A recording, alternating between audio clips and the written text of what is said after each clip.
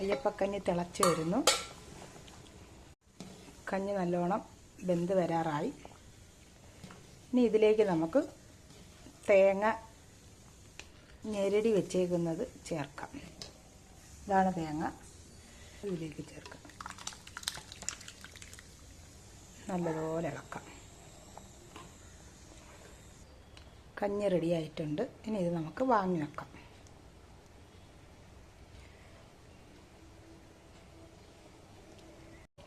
കഞ്ഞിയോടുള്ള കറി ready ആയിട്ടുണ്ട്.